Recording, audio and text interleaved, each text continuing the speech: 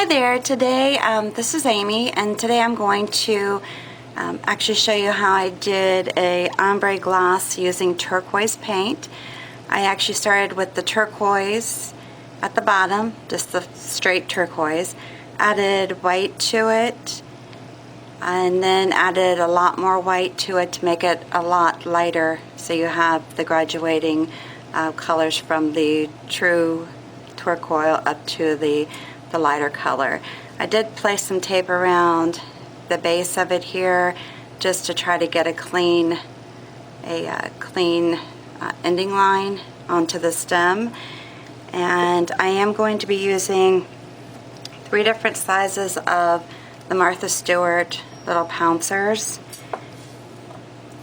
using the biggest one for the bottom and then graduating up from there. Alright, so I'm going to start with the base, and that will be the full-on turquoise, and just gradually dabbing and turning as I go.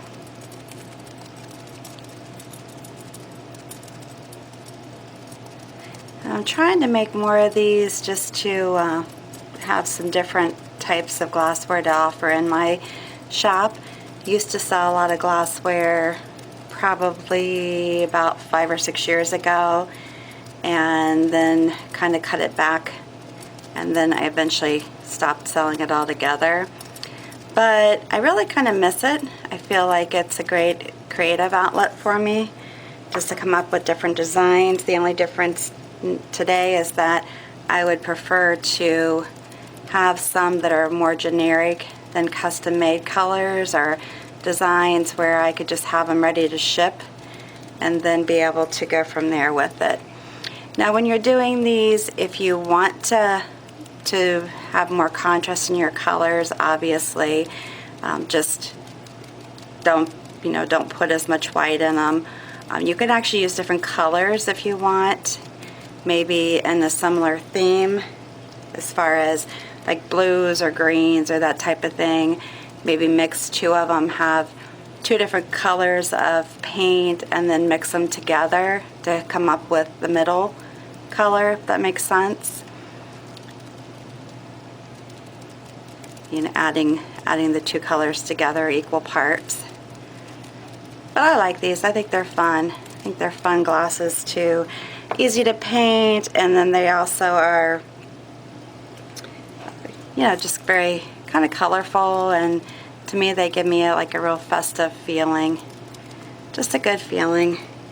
And around the top part here, I'm just going to try to, you know, leave a space for drinking. You know, we want to keep the lips from touching the paint as much as possible. It is non-toxic paint, and as I've discussed before, the main thing that I have found is that it will be toxic, or not toxic, but could be dangerous if there's cracking in the paint and bacteria gets underneath where it's cracked.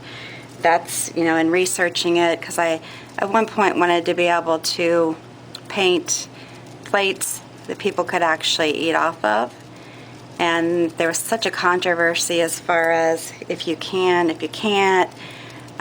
You know, people that are doing it would say, oh, it's non-toxic, you can do it.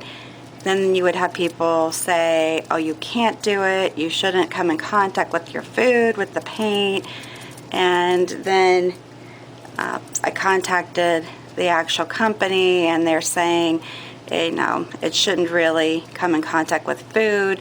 It's because of what I just, you know, explained to you with the cracking of the paint. If it would chip, you know, that kind of thing. And you just, to me, better safe than sorry. I don't want somebody getting sick drinking from my glassware. The paint's on the outside of it. It's not going to be a problem. So like I said, to me, it's you're better safe than sorry when it comes to that, where you cannot actually get a straight answer. And how often in life does that happen? I think pretty fair amount of times, honestly. And I just like to go back over it and just keep trying to blend it in a little bit, you know, add more color again. And you don't have to work it too much. You know, if you're happy with the way it is when you're done with the first, you don't have to go back over it. This is just my choice in doing so. Like you said, I'm sure you can figure out by now that I'm pretty free when it comes to how to do something. As long as you like it, that's what's important. And that's the main thing as far as I'm concerned, is if the person doing it is happy with the outcome. Now, once I do this, I can come back in and add some design on top of it, which I'm trying to think I may or may not do. I know that I've kind of done that in the past. And I might do something around the top just to kind of finish it off, making it look, finished around the top. You can also tape it off. Like I said, I'm just not real picky about that. But if it bothers you, as I know some people it does, go ahead and do what you need to do as far as making you comfortable with it. But here you go. Here's what I have, and I think they turned out lovely. I will remove the tape. I don't really want to mess with it right now, but I will remove the tape, and then if I come back and add something onto it as far as painting wise, I'll go ahead and let you see what that looks like too. Anyways, well, that's it for today. Thanks for stopping by and have a good day.